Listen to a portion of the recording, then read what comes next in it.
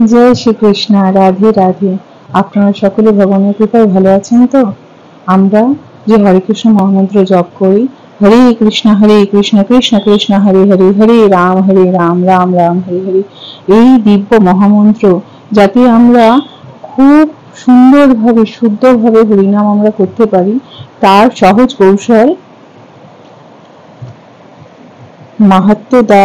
মহাত্মা দাস যিনি লিখেছেন জপ সঞ্জীবনী, সেই পুস্তকটা পড়ার মাধ্যমে আমরা খুব সুন্দরভাবে ভগবানের দিব্য নাম জপের মধ্যে নিজেদের মনটাকে একাগ্র করতে পারি। তো আমরা যে প্রথম চ্যাপ্টারটা পড়লাম তার মধ্যে আমাদের যেটা বলা হলো, আমি আরেকবার রিপিট করি কারণ আমার খুব সুন্দর লেগেছিল, যে যখন আমাদের ঘরে কোনো বিশেষ অতিথি আসে তখন আমরা কত যত্ন করে নিজেদের গৃহটাকে সুন্দর করে সাজাই, যাতে অতিথি এসে এসে সুখ বোধ করে, তার আপ্যায়ন করি আমরা সযত্নে। সেমনি আমরা নিজেদের হৃদয়ের মধ্যে যে কমলাসন আছে ভগবানের, সেটাকে সুন্দরভাবে পরিমার্জিত করব, যাতে কোনো রকম কলুষতা তাতে না থাকে। সব পরিষ্কার করে হৃদয়টাকে সরল করে সেই হৃদয় আসনের মধ্যে ভগবানকে স্থাপন করব।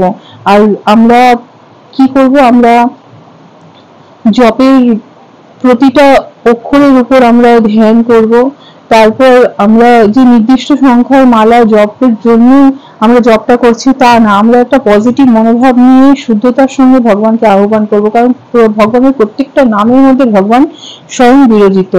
ভগবান নিজেই বলেছেন প্রত্যেকটা নামের মধ্যে ভগবান স্বয়ং আছেন। তো নাম নামে অভেদ আছে, তাই আমরা এতটাই শুদ্ধতার সঙ্গে ভগবানের নাম জপ করার প্রয়াস করব। নিজেদের হৃদয় মন্দিরের মধ্যে ভগবানকে স্থাপন করে পজিটিভ একটা চিন্তা ভাবনা নিয়ে শুদ্ধতার সঙ্গে, আনন্দের সঙ্গে, উৎসাহের সঙ্গে ভগবানের দিব্য হরে কৃষ্ণ কৃষ্ণ কৃষ্ণ হরে হরে, হরে রাম রাম রাম হরে হরে মহামন্ত্র জপ করার প্রয়াস করব, গুরু বৈষ্ণবদের কাছে আশীর্বাদ নিয়ে। এবারে দ্বিতীয় চ্যাপ্টারটা আমি পড়ছি। আমি সহজে ঐকান্তিক মনোনিবেশ সহকারে আমার নির্দিষ্ট সংখ্যক মালা জপ করি। সঞ্জীবনীর সূত্রগুলি আমাদেরকে একটি কাজে ইতিবাচক এবং অনুকূল মনোভাব নিয়ে প্রবেশ করার প্রস্তুতি প্রদান করে। বলছে কি, এই সঞ্জীবনী সূত্রের যে বইটা, এটা আমাদেরকে কি খুব সহজভাবে একটা পজিটিভ এবং অনুকূল পরিবেশ আমাদের সৃষ্টি করে, যেটা আমাদের জপের প্রস্তুতি করতে সহায়ক করে। অনেক লোক প্রশ্ন করেন যে কেবল সঞ্জীবনী সূত্রের মাধ্যমে কি আমরা সহজে সচেতন মনোনিবেশ সহকারে জপ করতে পারবো? সঞ্জীবনী সূত্র আমাদের জপের উন্নতি ঘটাতে পারবে। তাহলে এই মানে কি সঞ্জীবনীর যে সূত্রটা, এটার মাধ্যমে কি হবে, আমাদের জপের যে কোয়ালিটি সেটা আমরা উন্নত করতে পারবো। এই বিশ্বাসটি সরল বলে মনে হলেও চিন্তা করুন, দৃষ্টান্ত স্বরূপ আমরা সচেতনতা এবং মনোনিবেশ সহকারে জপ করতে পারি না, সেই বিশ্বাসটি কিভাবে আমাদেরকে প্রভাবিত করে। বলছে এইটা খুবই সহজ মনে হচ্ছে যে আমরা জপের কোয়ালিটি উন্নত করব, কিন্তু এটা এতটা সহজ বিষয় না। বলছে আমরা সচেতনতা মনোনিবেশ সহকারে জপ করতে পারি না, এই মানে আমরা পারছি না, এটা আমরা যে মনোভাব করছি এটা আমাদেরকে প্রভাব ফেলছে।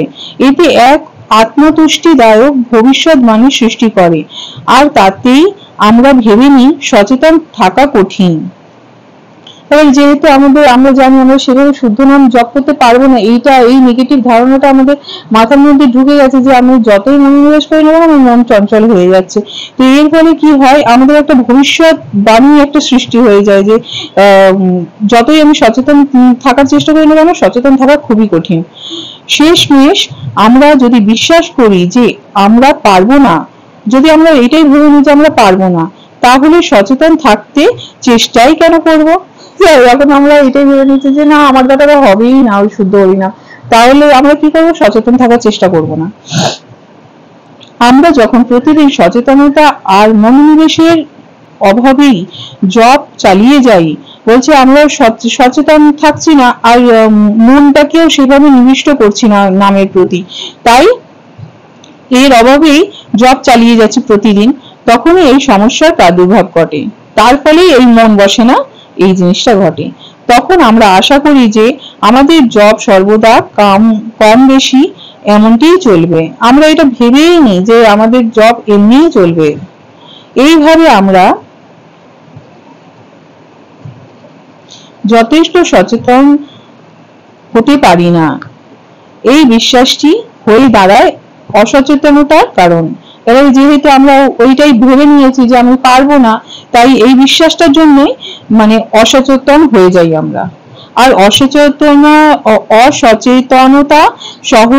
সহকারে জব চালাতে থাকলে আমরা সচেতন হতে পারবো না। এইভাবেই যদি আমরা জবটা করে যাই আর তাহলে আমরা কখনোই সচেতন হতে পারবো না। সেই বিশ্বাসটি আরো জোরালো হয়ে যায়। মানে এইটাই আমাদের মানে মাথার মধ্যে গেঁথে গেছে যে আমাদের দ্বারা হবে না। তখন এটা দুষ্টু চক্রে পরিণত হয়, এইটাই একটা দুষ্টু চক্রের সৃষ্টি করে।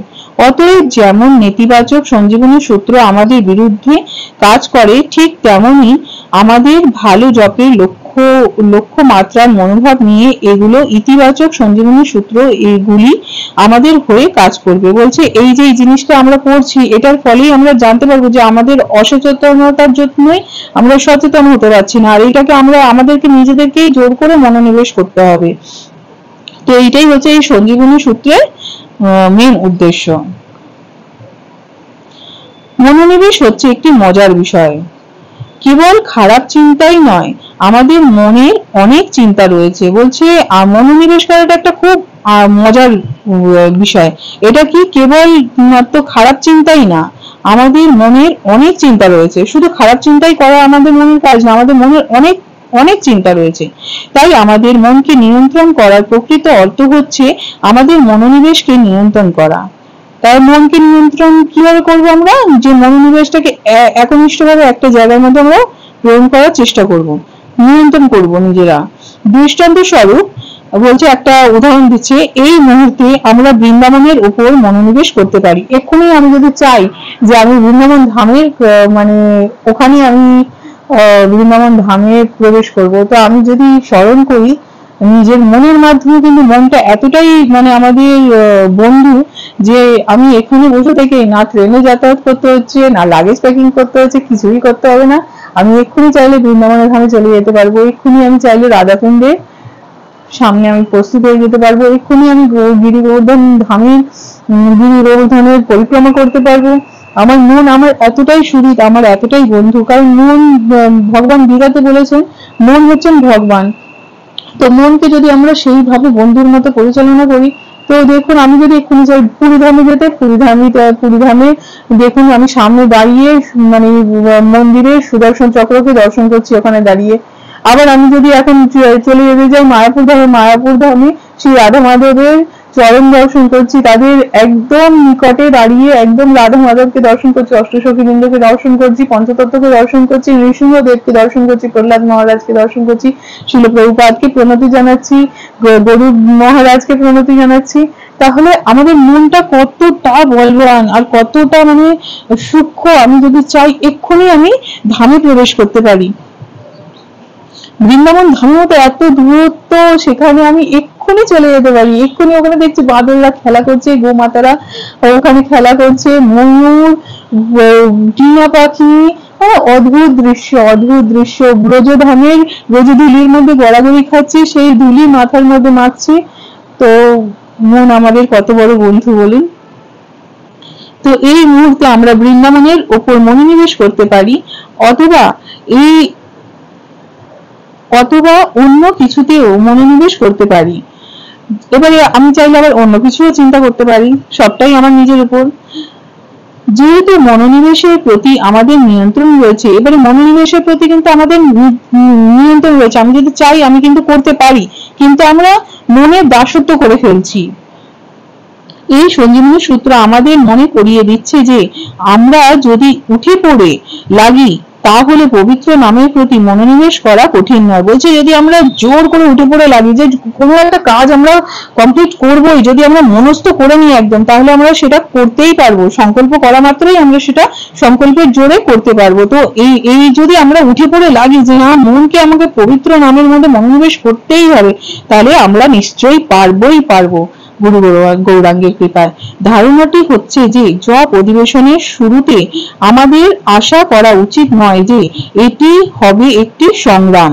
বলছে জব শুরু করার সময় এটা আমাদের মনে করা উচিত নয় যে এটা একটা আমরা সংগ্রাম করছি, বরং আমরা আমাদের মনোভাবকে সচেতন করব যে পবিত্র নামের প্রতি মনোনিবেশ করাটা স্বাভাবিক। বলছে সেখানটা আমাদেরকে চিন্তা করতে হবে পবিত্র নাম জপ করাটা একটা স্বাভাবিক জিনিস।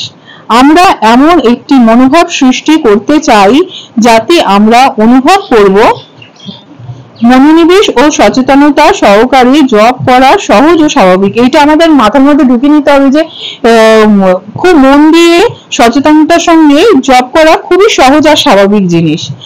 এই নয় যে এটি একটি পাহাড় ভাঙার কাজ, এটা একটা পাহাড় ভাঙার মতো কাজ নয় যা অতি সামান্য সংখ্যক লোকই সম্পাদন করতে পারে, যে কয়েকটা লোকই এটা পারে, শুদ্ধ ভক্তরাই এটা পারে, এটা বিশাল একটা ভয়ঙ্কর কাজ, সেটা না। এছাড়াও জপকে যদি আমরা আমাদের পারমার্থিক জীবনে অত্যন্ত গুরুত্বপূর্ণ অঙ্গ বলে মনে করি, যদি আমরা এটাকে ভেবেই নিই যে আমাদের পারমার্থিক জীবনের সবচেয়ে বড় গুরুত্বপূর্ণ অংশই হচ্ছে মহামন্ত্র জপ, তাহলে মনোনিবেশ সহকারে জপ করা অনেক সহজ হয়ে যাবে। যখন আমরা ভেবে নেবো, এমনিতেও বলছে যে 90% মনে হয় জপের মধ্যে আমাদের নিহিত আছে ভাগবতিক উন্নতি, আর 10% মনে হয় বাকি বিগ্রহ অর্চন, বাকি সমস্ত ভগবানের কাজের মধ্যে ওই পার্সেন্টেজ আছে। তো আমরা যদি এইটা গুরুত্বপূর্ণ ভাবে, যদি আমি ভুল বলে থাকি তো আমাকে ক্ষমা করবেন, যদি আমরা এই মনোভাব নিয়ে চলি যে আমাদের সবচেয়ে গুরুত্বপূর্ণ অঙ্গ হচ্ছে যে নাম জপ করা, সেই ভেবেই আমি যদি ভগবানের নামটা মন একদম একনিষ্ঠ করে দিই, সহকারে জপ করি, তাহলে এটা অনেক সহজ হয়ে যাবে। যেহেতু আমরা আমাদের সর্বাপেক্ষা গুরুত্বপূর্ণ কাজে স্বাভাবিকভাবেই মনোসংযোগ প্রদান করে থাকি। বলছে আমাদের যখন সব থেকে গুরুত্বপূর্ণ কোনো কাজ হয়, কোনো সেবা কাজ দিল মন্দির থেকে, বা কোনো গুরুত্বপূর্ণ আমাদের যখন জীবনের কোনো কাজ হয়, তখন আমরা কি করি, সেটার উপর খুব গুরুত্ব স্থাপন করি, তো মন দিয়ে কাজটা করি। এই সঞ্জীবনী সূত্রের মাধ্যমে আমরা সুনিশ্চিত করতে পারি যে মনোনিবেশ করাটি সম্ভব। এই পুস্তকটা পড়ার মাধ্যমে, এই সঞ্জীবনী সূত্রের মাধ্যমে আমরা এটা জানতে পারছি যে মনোনিবেশ করাটা সম্ভব, অসম্ভব জিনিস না, এটা করা সম্ভব। আর এই জপের সময় আমরা আমাদের মনোনিবেশকে নিয়ন্ত্রণ করব। প্রত্যেকটা জপের সময় হরে কৃষ্ণ কৃষ্ণ কৃষ্ণ হরে হরে, হরে রাম রাম রাম হরে হরে, প্রত্যেকটা জপের সময় আমাদের মনকে আমরা একদম নিয়ন্ত্রণ করে সেই জপের মধ্যে, নামের মধ্যে আমরা মনকে একদম নিয়ন্ত্রিত করে রাখবো। জয় শ্রীকৃষ্ণ, রাধে রাধে।